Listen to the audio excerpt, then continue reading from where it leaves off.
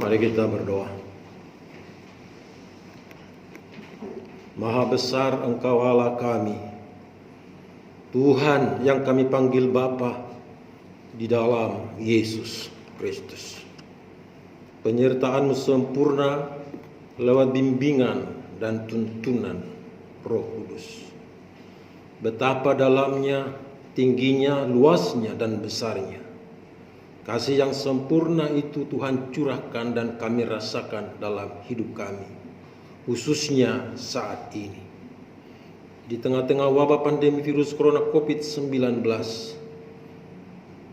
di antara serangan-serangan dunia yang begitu ganas, di antara kejamnya kehidupan yang penuh tantangan, Tuhan himpun kami di rumah pemujaan-Mu saat ini untuk menikmati arti dari sebuah perjumpaan, arti dari sebuah perayaan hidup yang sesungguhnya di hadapan hadirat Tuhan. Terimalah kami jamaah dan urapi kami semua, terlebih saat kami menerima kebenaran sabda-Mu, sehingga setiap kami yang duduk dengan tertib dan sopan tidak akan pernah kembali dengan sia-sia, tetapi semuanya diteguhkan, dibaharui, dan diberkati dalam kebenaran firman. Berfirmanlah kepada kami di sini ya Tuhan, sebab kami telah sedia untuk mendengar. Dalam Yesus Kristus, firman yang hidup, kami berdoa dan memohon di hadapan hadirat-Mu. Amin. Saudaraku yang kekasih dalam Tuhan Yesus Kristus, pemberitaan firman Tuhan untuk kita renungkan pada hari ini terambil dari Mazmur 19. Mazmur pasal 19. Bila sudah siap dan tersedia, katakan amin. Mari kita bangkit berdiri, menerima kebenaran firman Tuhan ini menjadi ketetapan Tuhan, meneguhkan dan memberkati kehidupan kita. Kita hanya membaca ayat 8 dan 9 secara bersama-sama.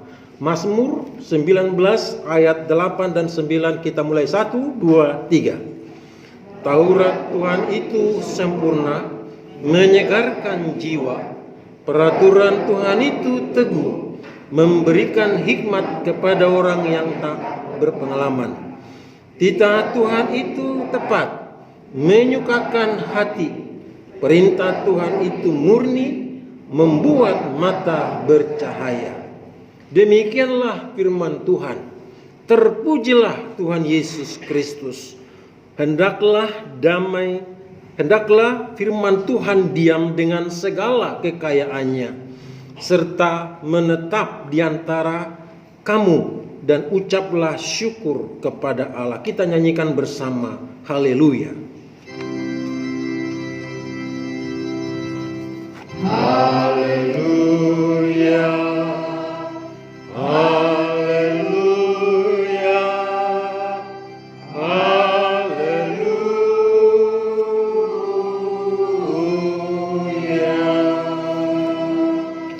Bapak Ibu saudara-saudara dipersilakan duduk kembali.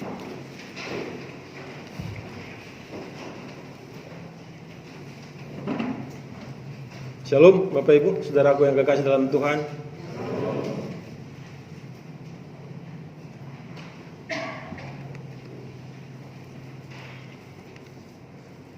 Hari ini seluruh anggota persekutuan gereja-gereja di Indonesia PGI merayakan perjamuan kudus sedunia dan merayakan Hari Pekabaran Injil Indonesia menggunakan tata ibadah kita, tata ibadah GKO, Gereja Kristen Okumene di Indonesia. Ini tidak hanya sekedar berita dan informasi, tapi punya makna yang begitu istimewa dan begitu dalam. Kenapa? Karena seluruh anggota PGI yang 83 sinode itu sekarang sedang berhadapan dengan liturgi GKO, yaitu gereja kita. Artinya gereja-gereja ini sedang melihat muka dengan muka, dalam arti dan dalam makna yaitu keyakinan iman yang sungguh. Karena liturgi ini, tata ibadah ini bukan tata ibadah minggu biasa, tapi tata ibadah sakramen perjamuan kudus.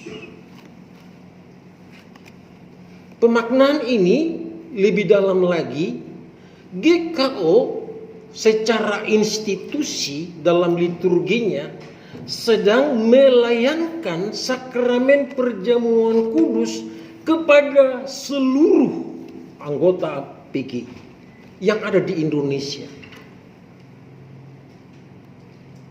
Jadi persekutuan yang ada di Indonesia oleh gereja-gereja, entah itu beribadahnya jam 8 atau pagi, siang, sore atau malam, semua itu sedang melihat cara beribadahnya gereja Kristen Okumene, yaitu GKO kita. Pemaknaan yang lain ialah GKO dipakai Tuhan menjadi alat yang melakukan hubungan vertikal hari ini kepada Tuhan melalui ibadah dan sakramen perjamuan kudus sedunia dan hari pekebaran Injil Indonesia.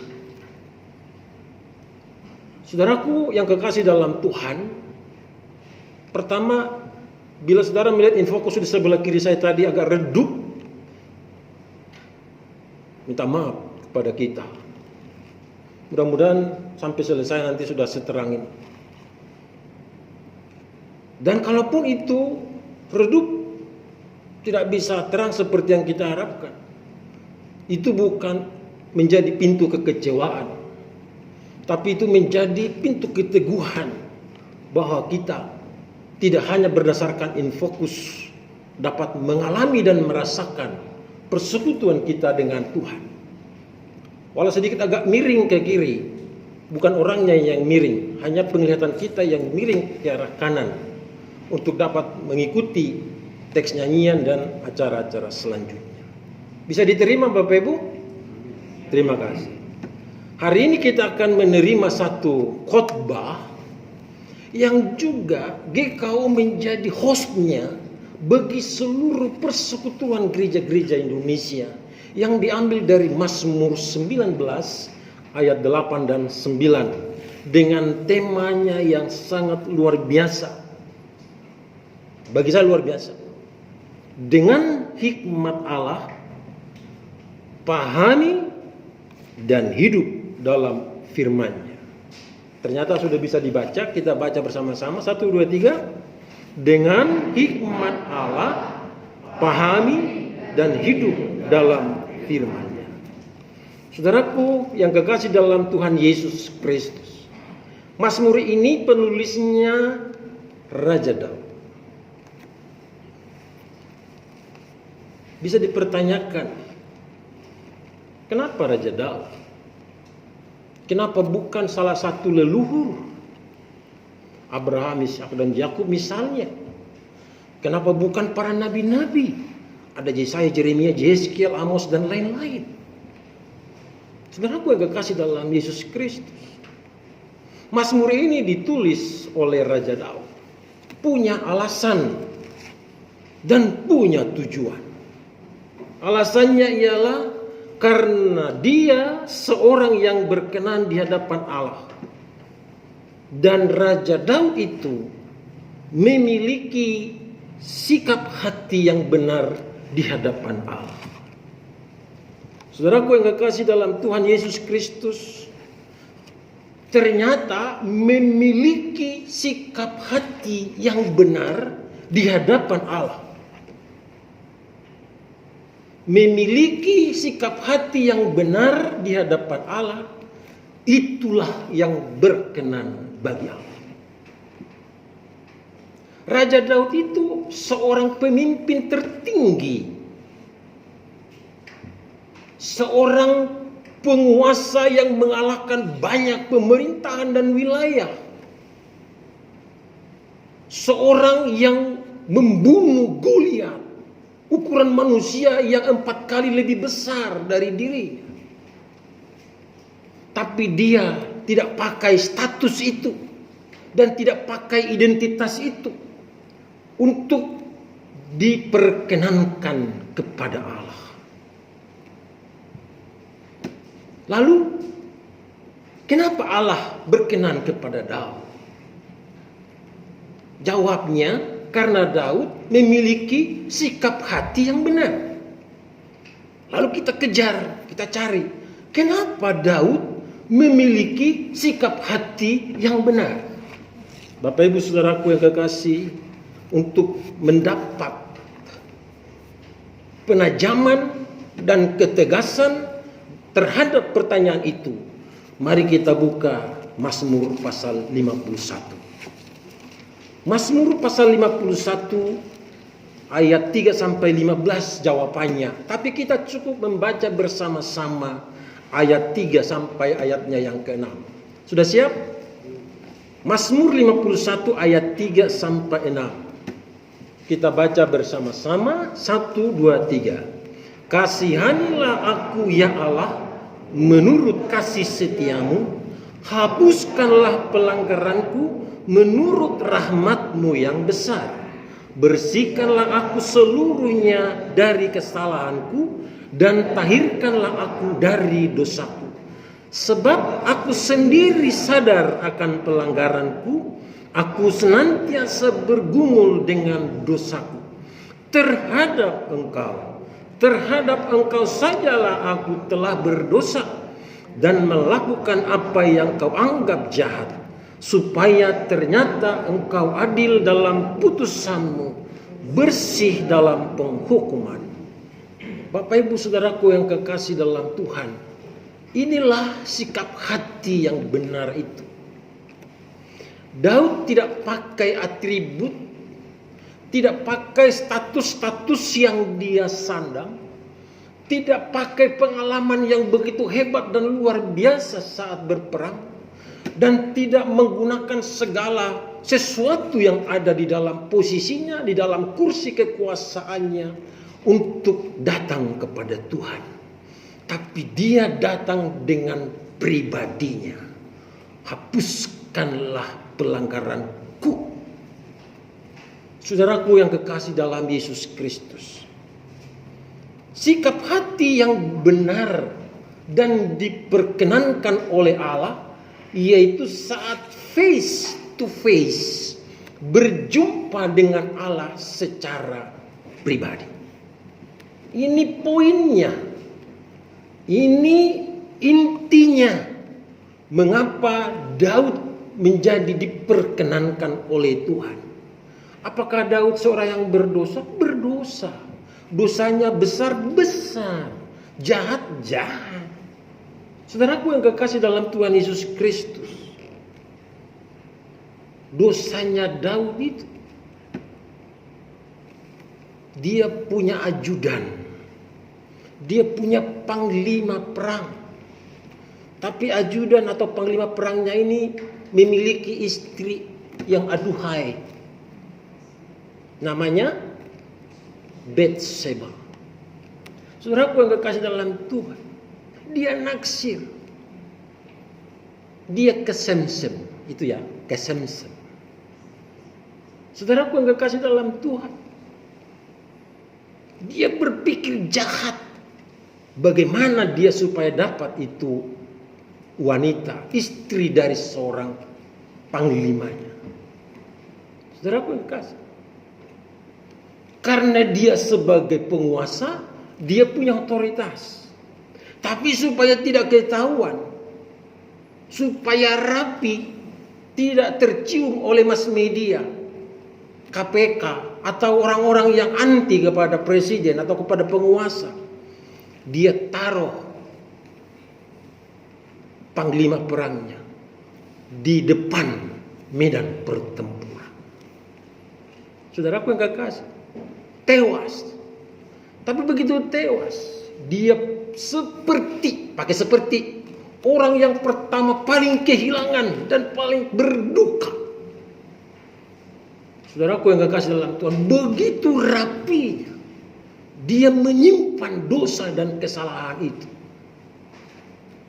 Tapi pada saat dengan sikap yang benar, dia katakan pada ayatnya yang ke-7, sesungguhnya dalam kesalahan aku diperanakan, dalam dosa aku dikandung ibuku.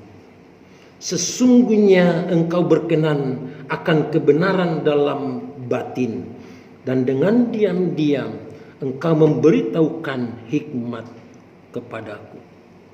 Saudaraku yang kekasih dalam Tuhan, ayat 13 saya lompat saja, dia katakan begini, janganlah membuang aku dari hadapanmu, dan janganlah mengambil rohmu yang kudus daripadaku. Daud mengerti dengan baik, tidak ada hal yang dapat disembunyikan, dirahasiakan di hadapan hadirat Allah selain daripada menyadari kesalahan itu sendiri. Itulah sikap hati yang benar. Saudaraku yang kekasih dalam Tuhan Yesus Kristus, maka dalam khotbah kita hari ini, Mazmur 19 ayat 8 dan 9 dikatakan Taurat Tuhan itu sempurna, menyegarkan jiwa. Peraturan Tuhan itu teguh, memberikan hikmat kepada orang yang tak berpengalaman. Titah Tuhan itu tepat, menyukakan hati. Perintah Tuhan itu murni, membuat mata bercahaya. Ada 3 hal poin penting dari pembacaan firman Tuhan ini. Yang pertama, kalau dikatakan Taurat Tuhan itu sempurna, karena dia pertama menyegarkan jiwa. Saudaraku yang kekasih di dalam Tuhan, kita pernah haus kalau di musim kemarau, di musim panas. Kita bisa seperti dehidrasi karena kerongkongan kering. Kita tidak butuh makanan selain daripada minuman. Kita tidak butuh siapa saja yang bisa menenangkan hati dan pikiran selain daripada cairan atau air. Namanya haus, perlu penyegaran. Saudaraku yang kekasih dalam Tuhan Yesus Kristus, rusa kalau diburu orang selalu mengikuti jejaknya. Tapi kenapa rusa ketika diburu dia tidak ditemukan jejaknya? Karena rusa mencari air. Dan kalau dia sudah di air, maka tidak kelihatan jejaknya. Dan rusa itu pasti minum air di situ karena lelah, diburu, dikejar-kejar oleh pemburunya. Maka ada Mazmur yang mengatakan hidup kita seperti rusa yang haus. Dan ada juga lagunya. Jadi orang yang mau menyegarkan jiwanya, dia harus masuk di posisi seperti yang dikejar-kejar, dibayang-bayangi dengan ketakutan, dan diperhadapkan dengan kematian atau maut yang membinasakan. Seperti rusa yang mencari air. Saudaraku yang kekasih dalam Tuhan, firman Tuhan bila dicari, bila diusahakan seperti menemukan air, maka jejak lama kita hilang dengan sendiri. Itu orang yang disegarkan dalam firman Tuhan. Kita mau disegarkan oleh firman Tuhan. Kita tidak mungkin hanya jalan karena ada pemburu di belakang kita. Kita mesti lari cepat dan lari sekencang-kencangnya sampai menemukan air itu ada di mana. Dan setelah ketemu air itu, maka jejak kita pun hilang. Pemburu-pemburu tidak lagi menemukan. Dan pada saat kita menemukan air, kita juga minum air dan ada penyegaran yang baru di dalamnya. Seperti itu yang mau dijelaskan oleh Mazmur 19 ayat 8 dan 9 ini. Saudaraku yang kekasih dalam Tuhan, selain menyegarkan jiwa, kita masuk kepada bagian yang kedua, yaitu memberi hikmat. Orang yang sudah disegarkan dengan kebenaran firman Tuhan, dengan Taurat Tuhan, dia ada di dalam start awal menuju masa depan. Dia ada di start awal. Tapi untuk menjalani dan meraih masa depan itu, dia tidak butuh pola hidup yang lama. Dia harus memiliki namanya wisdom atau hikmat. Amsal 1 ayat 7b mengatakan takut akan Tuhan permulaan dari segala hikmat. Mereka yang melakukan satu keputusan moral, keputusan yang bernilai estetika, dia akan mengalami sesuatu yang baru untuk siap menempuh masa depan yang gemilang. Karena dia memperoleh hikmat dari Tuhan. Saudaraku yang kekasih dalam Tuhan Yesus Kristus, hikmat itu atau tingkat kebijaksanaan atau kecerdasan itu ada 5. Yang pertama ialah IQ, intelligentsia quotient. Saudaraku yang kekasih dalam Tuhan, semua orang tua sampai mulutnya berbusa hingga berdarah-darah, bahkan punggungnya tempat sarangnya nyamuk, demi apa?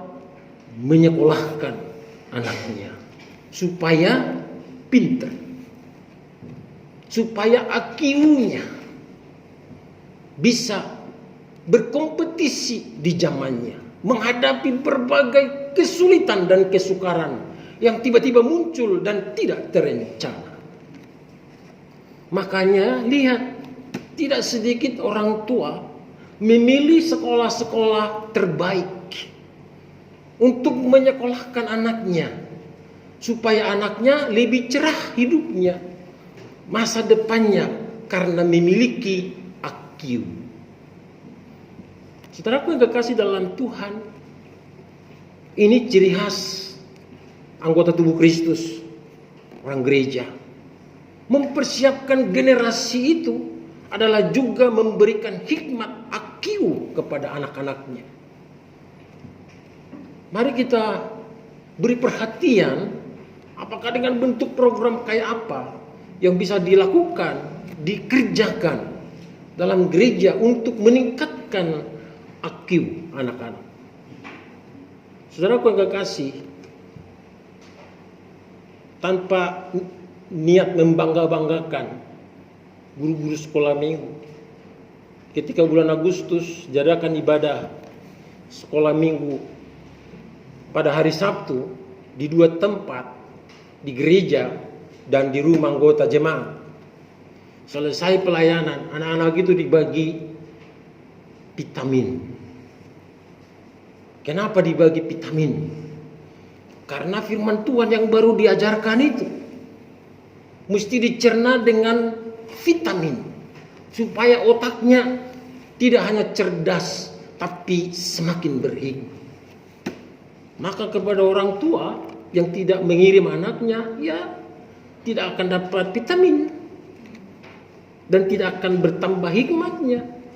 Karena kalau dibiarkan anak itu main sendiri di rumah dengan gadgetnya, maka anak itu nanti menjadi memiliki Tuhan yang baru, yaitu gadget.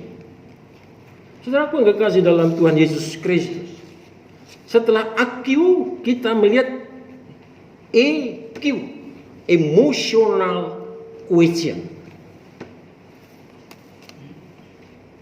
Banyak orang tidak bisa mengendalikan pikirannya, hatinya, karena untuk mendapatkan sesuatu. Tapi karena tidak diraih, maka emosinya yang bicara. Lihat, orang tua dipukul anaknya dengan benda tajam, benda tumpul, benda-benda di sekitarnya, karena tidak dipenuhi permintaannya. Yang bicara apa? Emosi yang tidak terkontrol. Lihat bangsa ini, mengapa begitu banyak demo? Mengapa begitu banyak kadrun? Pakai kadrun saya ya, maaf ya. Kadrun itu singkatan dari kadal gurun, gitu ya. Itu orang-orang yang radikal, orang-orang yang bersumbu pendek, orang-orang yang tidak berpikir panjang, orang-orang yang mempergunakan emosi sesaat. Jadi emosi yang tidak tertata, tidak ditata gereja, tidak ditata sekolah, akan mempersiapkan satu generasi yang menghancurkan tidak hanya dirinya, tapi negaranya sendiri. Hikmat tidak hanya intelijensia, tapi emosi. Yang ketiga lagi, Bapak Ibu, ialah creativity quotient, yaitu CQ. Orang yang berhikmat itu tidaklah menjadi seperti robot. Robot kan kalau ada baterainya, kalau ada tombolnya kan bergerak. Begitu ada baterai dan ditombolkan, ditekan tombolnya, dia bergerak. Manusia tidak boleh begitu. Manusia itu punya kreativitas, membuat yang tidak ada menjadi ada. Maka Tuhan menggunakan istilah creatio ex nihilo, melakukan yang tidak ada, menciptakan yang tidak ada menjadi ada. Ada banyak orang begitu tidak ada makanan, tidak ada beras, yang dilakukan apa? Mencuri. Saudaraku, itu salah, nggak benar. Kalau kita punya aktivitas, action yang benar dari hati sanubari yang penuh hikmat, dia akan datang kepada Tuhan. Dia berdoa kepada Tuhan. Tuhan, kami terbatas, kekurangan ini dan itu. Kami punya keyakinan Tuhan punya cara bagaimana menolong dan membebaskan kami, mendapat solusi jalan keluar kepada kami. Lihat Bapak Ibu, banyak orang Kristen yang bersaksi di gereja karena mereka punya activity quotient. Mereka punya aktivitas mengatasi segala kekurangan, segala kebutuhan dengan keyakinan dan doa kepada Tuhan. Keempat, SQ, yaitu spiritual quotient. Saudaraku yang kekasih dalam Tuhan, bicara spiritual, bicara kekinian kita sedang berada di dalam gereja. Kita yang ada di dalam gereja ini ialah menumbuhkan spiritualitas. Jadi kalau kita datang ke gereja bukan store muka, bukan store wajah, bukan store pakaian atau apa segala, bukan. Tapi kita menata spiritualitas kita, hubungan intim kita, hubungan akrab kita kepada Tuhan. Oleh karena itu Bapak Ibu jemaat Tuhan yang terkasih di dalam Yesus Kristus, ada banyak orang salah motivasi ke gereja. Ada banyak, tidak sedikit. Bahkan gereja-gereja yang pecah, yang berada di dalam skisma itu adalah gereja-gereja yang tidak hidup dengan spiritualitas yang benar dari firman Tuhan. Mereka hanya mengandalkan pikiran, kebenaran masing-masing, dan kalau tidak sesuai dengan itu kita pisah, kita begini, kita begitu, lalu bertengkar dan macam-macam. Saudaraku yang kekasih dalam Tuhan, SQ, spiritual question, itu adalah latihan iman percaya kita setiap melangsungkan peribadatan kepada Tuhan. Dan Tuhan mengerti ketika kita beribadah kepadanya, Dia lihat hati kita kosong, pasti diisinya. Kosong dengan apa?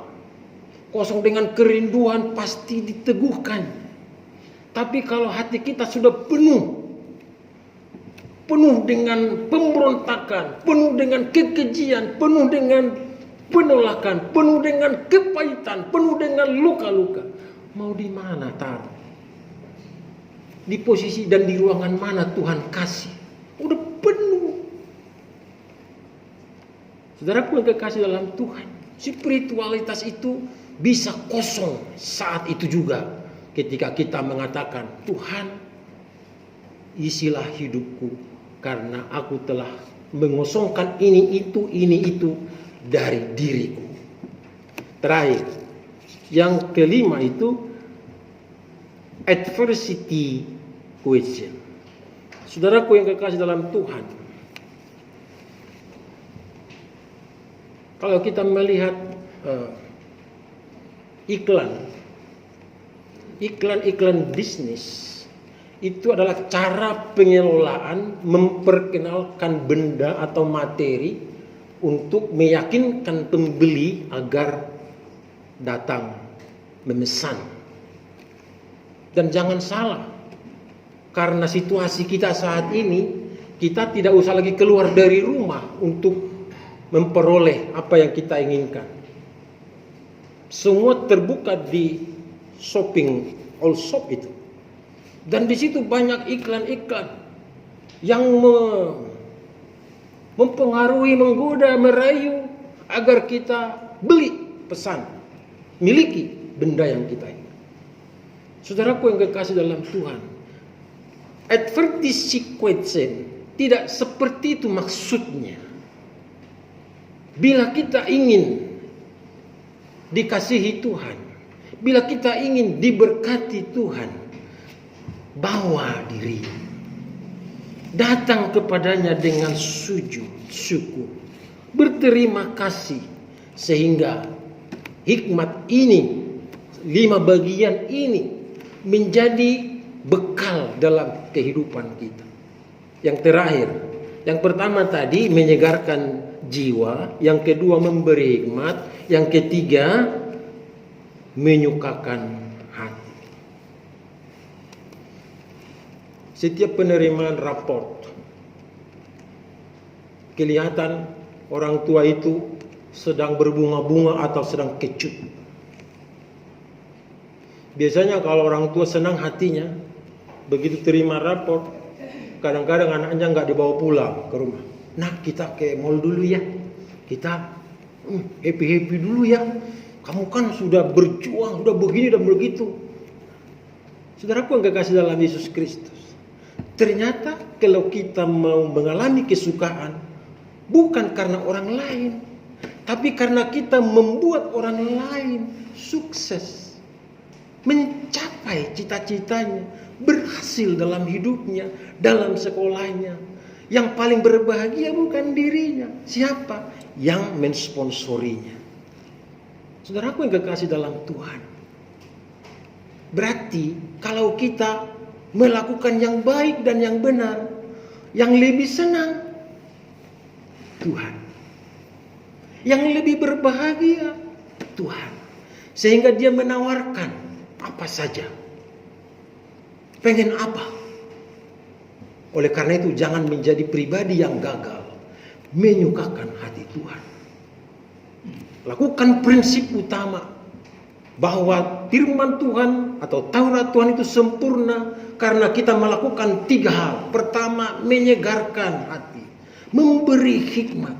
Ketiga, menyukakan hati. Dengan demikian, perjamuan kudus yang kita terima hari ini adalah wujud cara Tuhan mengasihi dan memberkati kita. Tuhan memberkati firman-Nya. Amin.